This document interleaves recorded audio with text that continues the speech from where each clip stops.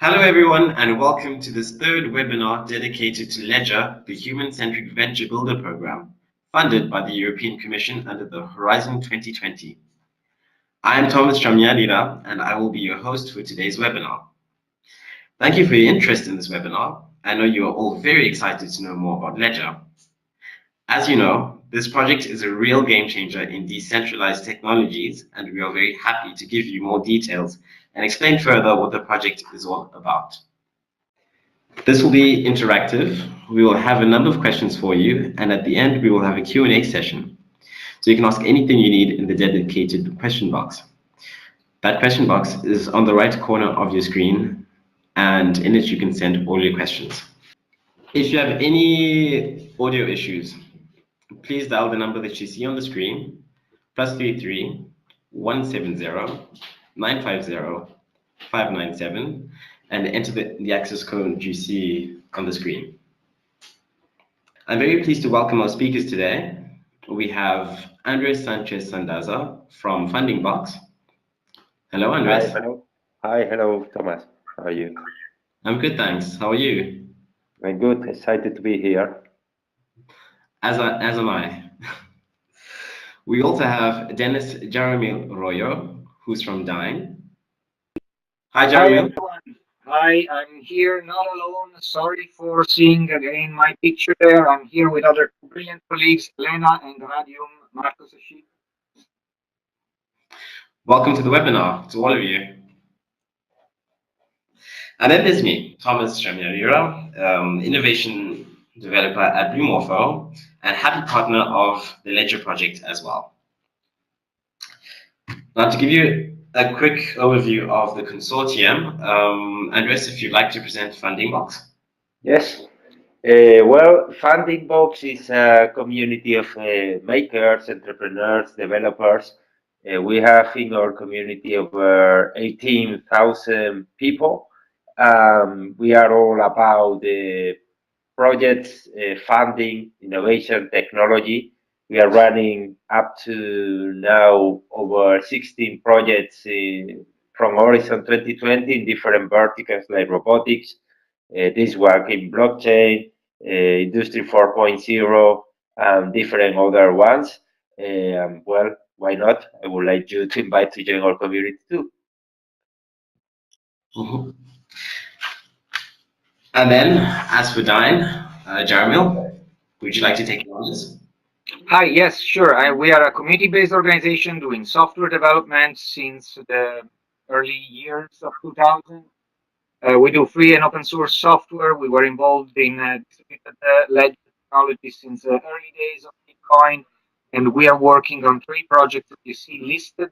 The third one is called commonwealth.net and decentralized technologies, and we will be the tech mentors of LEDGER. We have high ambitions, and we are really looking forward to work with you. As we are. And then my turn, Blue we are lean innovation doers. We are working in partnering mode to design and operating ecosystems to accelerate innovation, working in deep tech, digital, and smart systems. What does that mean? Basically, we are working on bankable challenges. We have identified solutions expected by key players who are ready to invest in and looking for the right people to solve their expectations. If the solutions are not ready yet, we help the development of these solutions. What is LEDGER? Andres, please tell us. Okay. Okay. So, well, LEDGER is a EU-funded project by the European Commission, where basically we want to empower people to solve problems, mostly using decentralized technologies such as blockchain, peer-to-peer, or distributed ledger technologies. And in this project, we are looking for applicants for teams of people, of developers, entrepreneurs, researchers, to apply and to propose what they want to develop. We are about developing products, so it's not about launching to the market or anything like that, but it's about mostly developing technology. And what we are offering are several things, but probably the most attractive one in first stage is the equity free that we are offering up to 200,000. The selected projects, we are gonna support 32 in the first call 16. We'll go through a venture program of 12 months where they will get a lot of support that I'll tell you or will tell you a bit more later. So we have 2 open calls. First one is open now. You have until the end of the month to apply. 30th April is deadline.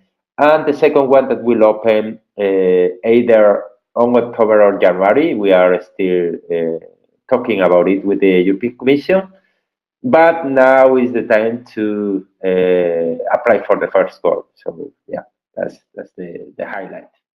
Here we have the value proposition. As I mentioned, maybe the sweetest point is the equity free, but then you have you access to certain block of technology provided by DAN that they have developed. You have access to what we call the researcher in residence. They will tell you, DAN people will tell you a bit more about it, but also business mentoring provided by Blue Morpho. And what is also quite interesting is that we look for,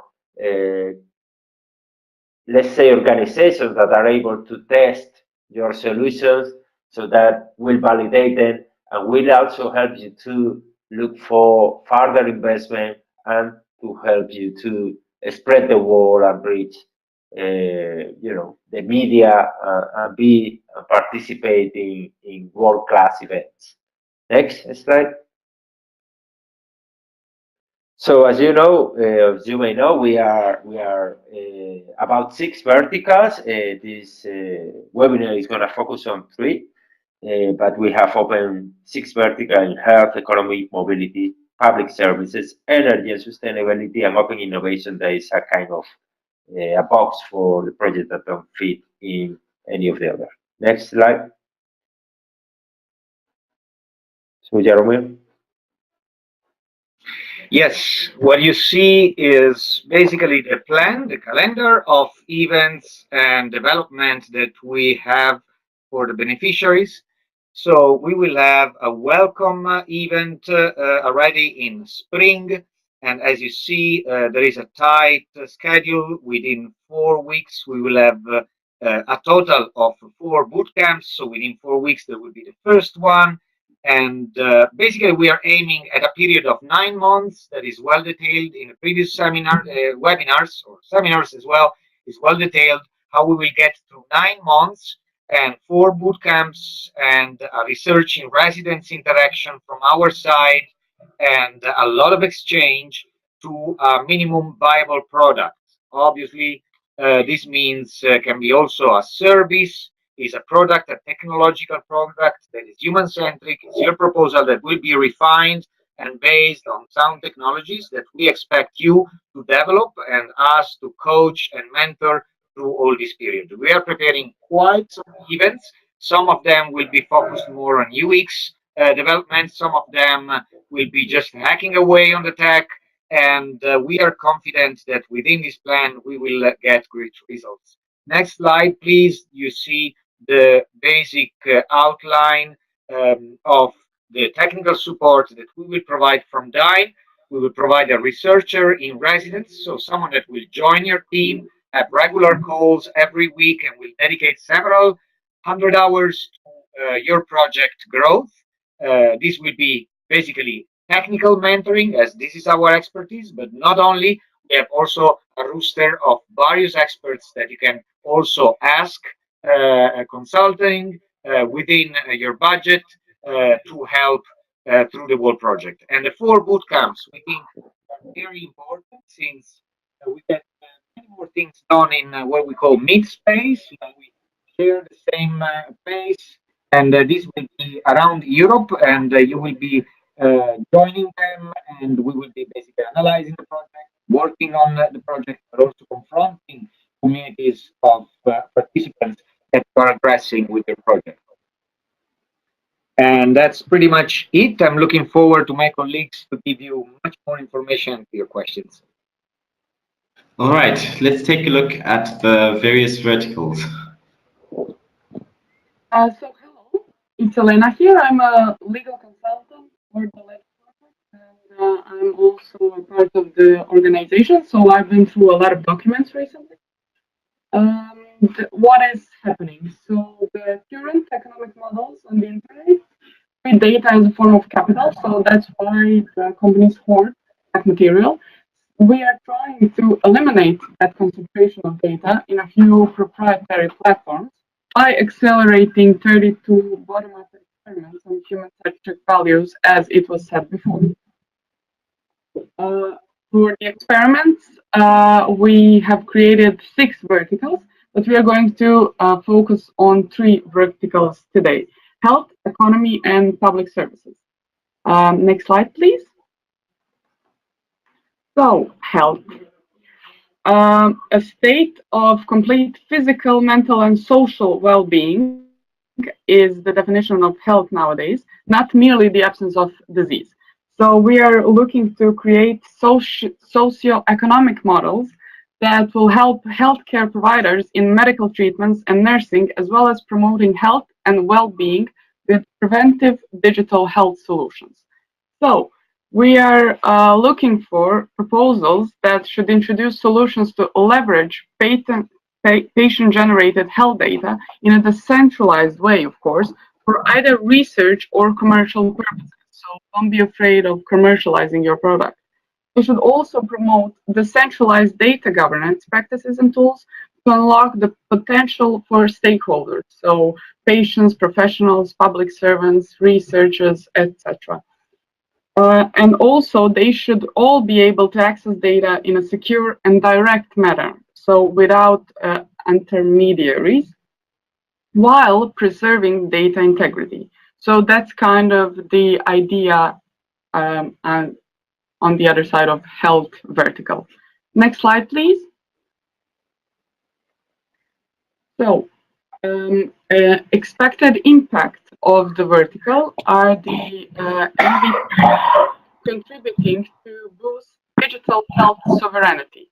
So some of the examples of the product that you may be focusing on are GDPR compliant data access, sharing, and aggregation systems, pharmaceuticals prescription drug supply chain management, enhanced consent mechanisms, or Internet of Things applications for active and assisted living. So everything that can help both health givers and the consumers and patients in their better health and progressing the status of their well-being. Next slide, please. So, economy. Today we have a problem because market complexity, data leaks, and threaten consumer rights require innovative solutions for the qualitative technical enhancement of digital railways to process financial transactions, operate spending reviews, and apply regulations in a transparent and accountable way. Because we know we all want to be running our money operations. Money is important to everyone. So proposals should address new and innovative forms of decentralized economic interaction among peers, such as crowdfunding, that's very popular and we all know what it is, peer-to-peer lending, and e-participatory budgeting in the economic domain. Next slide, please. So MVPs should enhance technological, algorithmic, and data sovereignty, and the level of technical innovations and governance of power dynamics and value circulations in the industry. So we need leverage playing field with big shots in particular. Banks have had their monopoly in that area for quite too long, so it's time to make citizens have a bit of power. Examples are designs to decentralize free and open source software to ease access to circuits such as SWIFT, PSD2, and CEPA.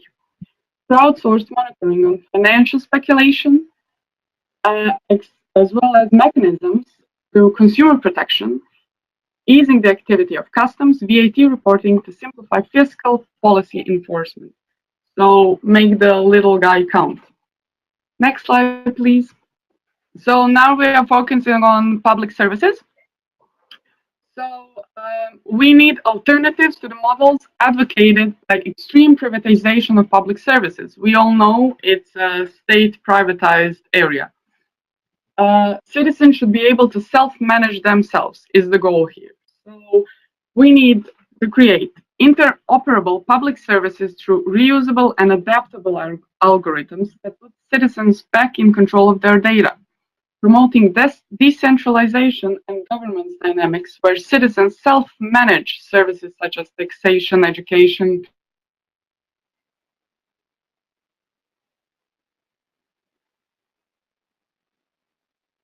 Hello, Elena, we can't hear you anymore. Hello?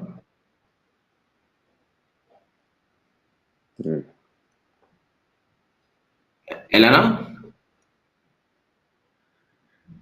It looks we lost her. In that case, I'm not sure what has happened, but just to explain the rest of the slide, in that regarding the MVPs, there's co-creation of cost-effective public services between public servants and citizens. And such examples include remote participation to public deliberations, the promotion of self-sufficiency in food provision, and low carbon footprint in public transportation. Now we're going to move on to the eligibility criteria.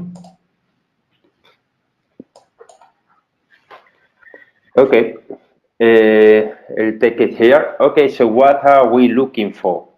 Okay, here we are quite open because we are looking for teams. You don't even need to be a legal entity. It can be a team of individuals. But in both cases, if you apply either as an entity or as a team of individuals, we require that you have at least 3 profiles in your team.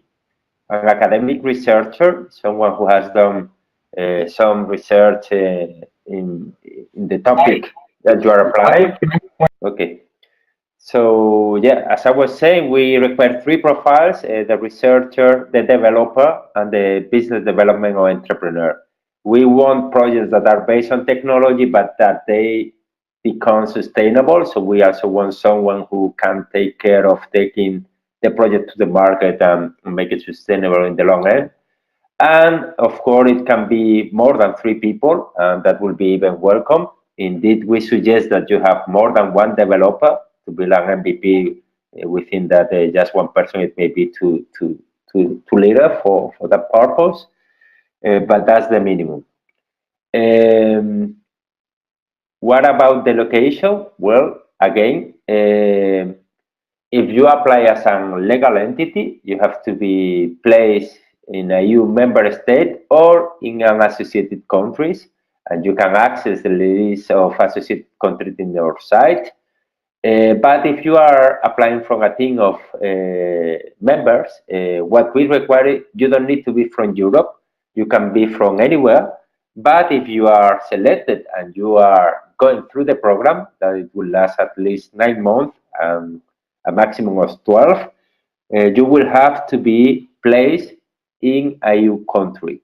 So once you win, you can come to Europe and establish yourself here and go through the program. The program is virtual. You don't need to be in any specific country. We have the boot camp that will make you, that will join all us together in some locations, but you can place yourself wherever you like in Europe. One other point that is relevant for us, so we are really supportive of gender balance. So that is an aspect that if your team doesn't have gender balance, you won't be able to reach the maximum punctuation. So this is a way to try to force you to have that gender balance. I'm going to ask 2 questions now. The first question that should have appeared the first time was, have you already started your application? If you could please answer that in the next few seconds.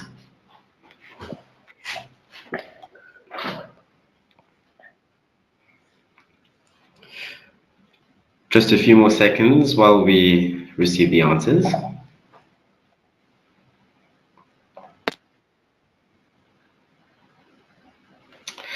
Okay, and now I'm going to launch this question now. The second question, which is, are you going to apply as a team of individuals or as an entity, legal entity?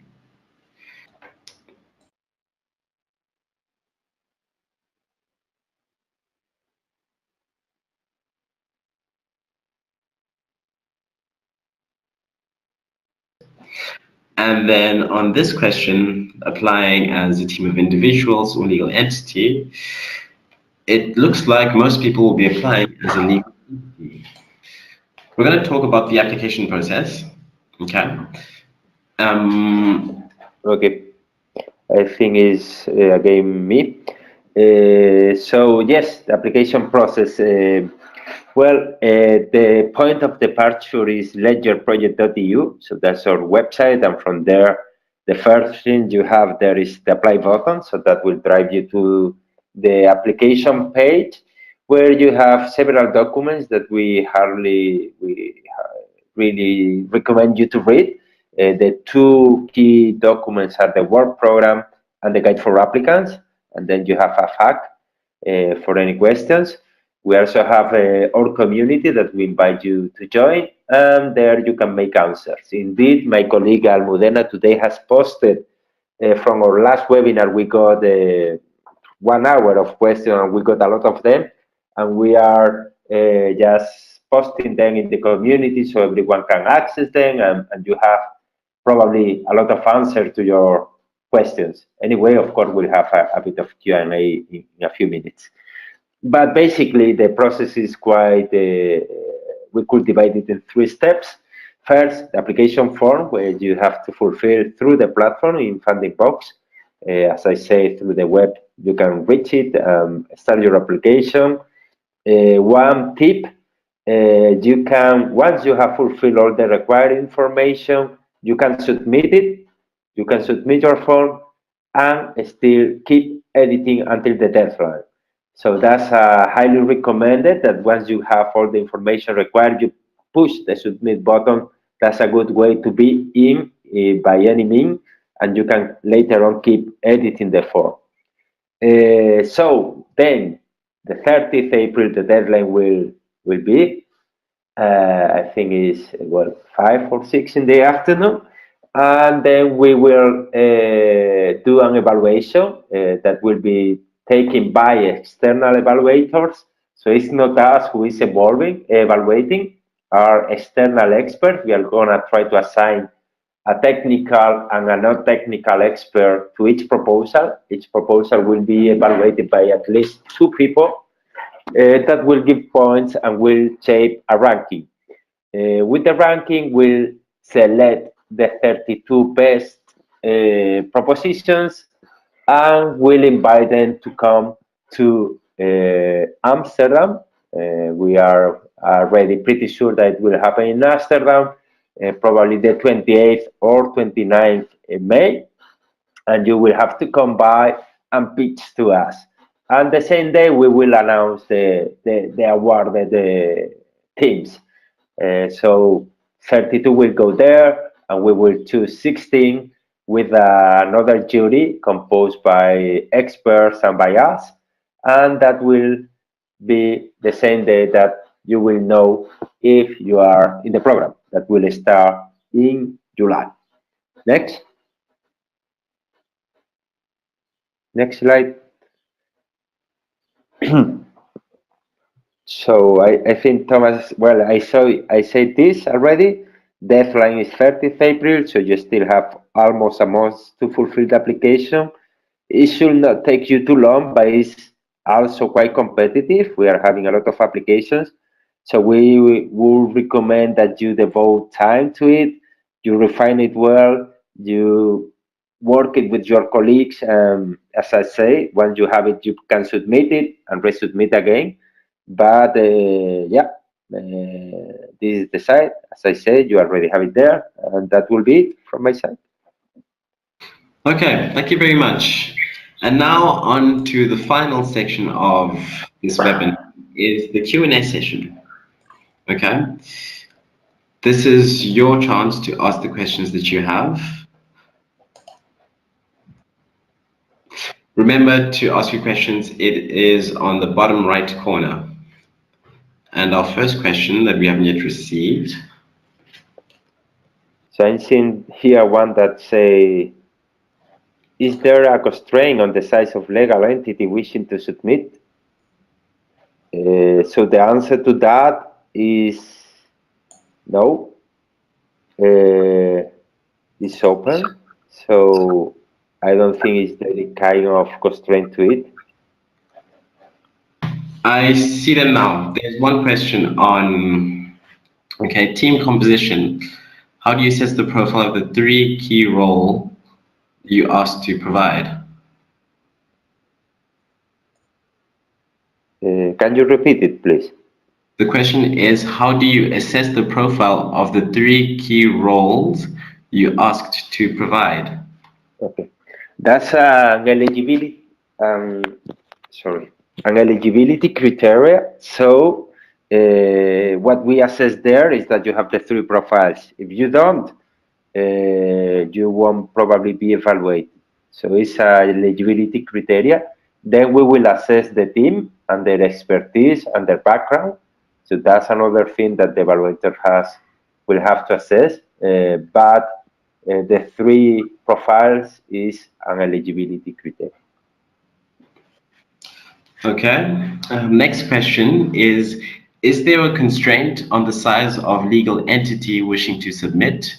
Is it open to small or large groups?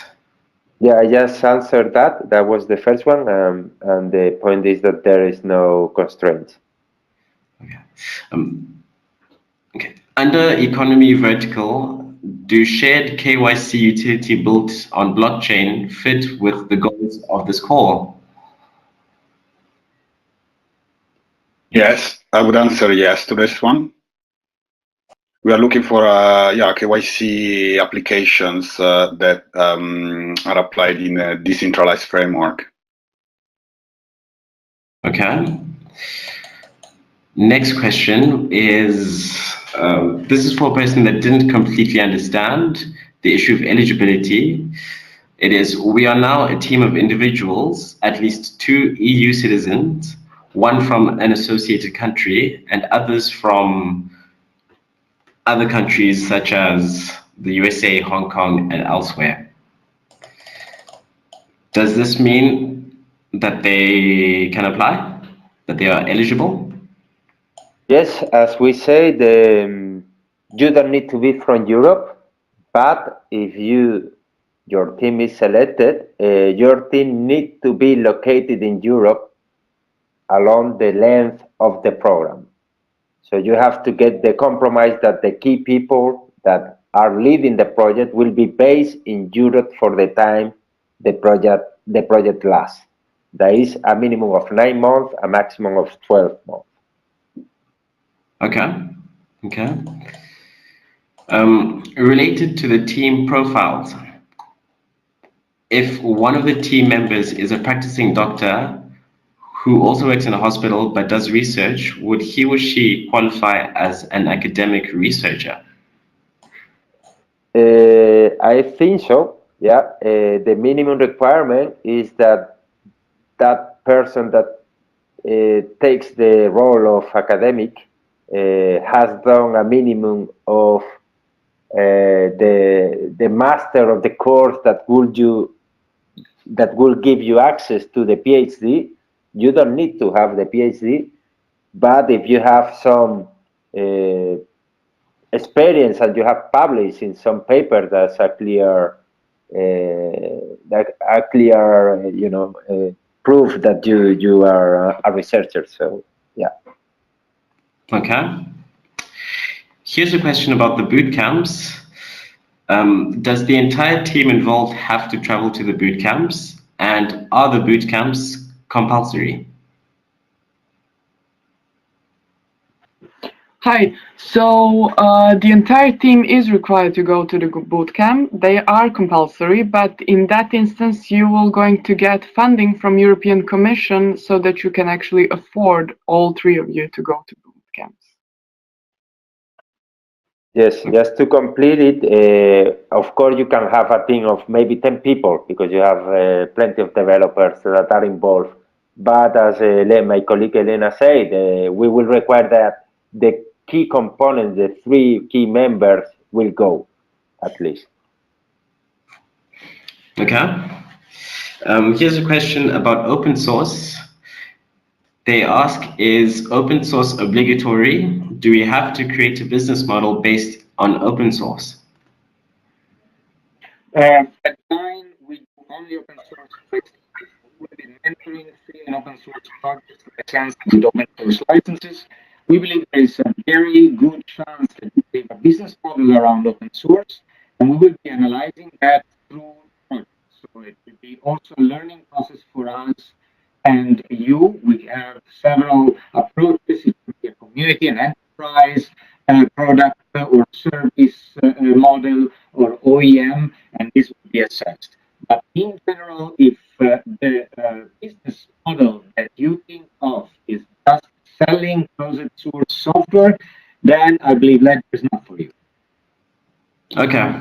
It was breaking up for a bit. If I can just confirm, it means that the business model must be based on open source. And if it is not, then the call is not for you. Is that right? Yes, if you really want to simplify, I hope the recording gets all the interpretation. Okay. And then a question about the second open call. Is it open until 2019 or 2020? The second open call. Well, initially was planned to be taking place in 2020, in around February, but the European Commission has proposed that maybe we should make it before, in October. So that's not confirmed yet. We have two potential dates, October this year or February 2020. Okay. Next question. I see a crossover between health and public services. Example, patients taking control of their own data. Should applications be strictly in one vertical or can they be in two? So oh, please. No, Michael, go on your idea. Please go on.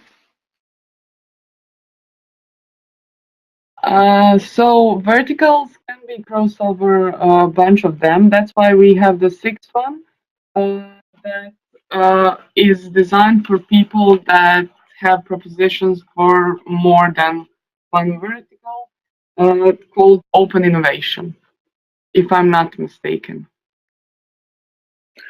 This is correct. I just want to add that public services and health in many countries in the EU are overlapping by definition because health is a public service in many countries. So depending on what solution you're proposing, you have to understand which vertical it can fit best. One cannot exclude the other, but it's up to you to decide where to submit your application.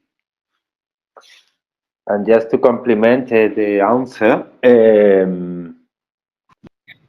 I would recommend, if you are in one of the verticals that, where we are having more applications is on open innovation, because it's quite wide. So I would suggest to think in between public services and health instead of going to the, let's say, the black box. And then also another tip for the people attending. Right now we're having a bit less applications in health and in public innovation. So, you have also to be a bit tactical in that sense. Okay, thank you for that very complete answer.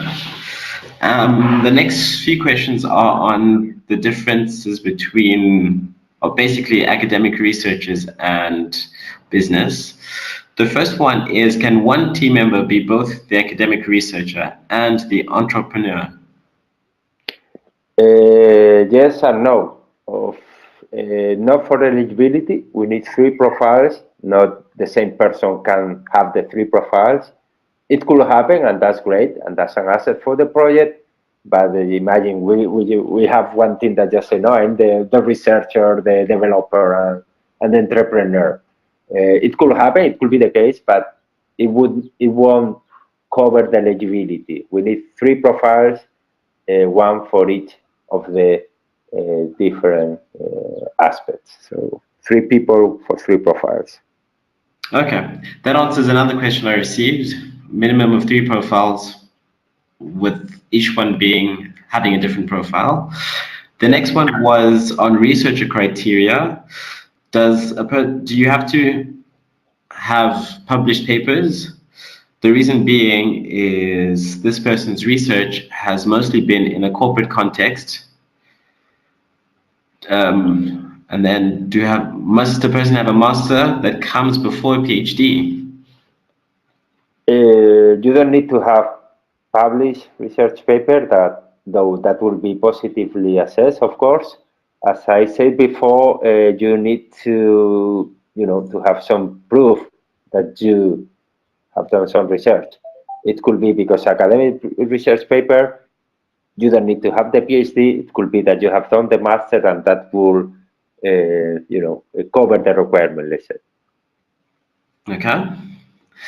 Next question is, what level of technical development would we expect from MVPs? Their idea provides a process to design a platform that's DLT ready, but making it could take time. Would that be an issue if it took too long? About the TRL, we expect to be between TRL 7 and 8 according to European definitions, so system prototype demonstration in operational environment, and system complete and qualified. Please keep in mind the MVP needs to be either interesting to investors to support further your work, either be ready to hold itself as a sustainable service or product in actual use. So what we call MVPs between, again, TRL 7 and TRL 8. Sorry, Jaromir, we are having, I think the voice doesn't go through too well. I think that Elena's went a bit better. I don't know if you are together, maybe, I don't know if you can use her microphone or something like that, because we are, I think, struggling on the audience to hear you. I'm sorry, is it too loud or too... Now it's better. No, it's much better. Okay. In brief, it should be between TRL 7 and TRL 8 according to European definitions.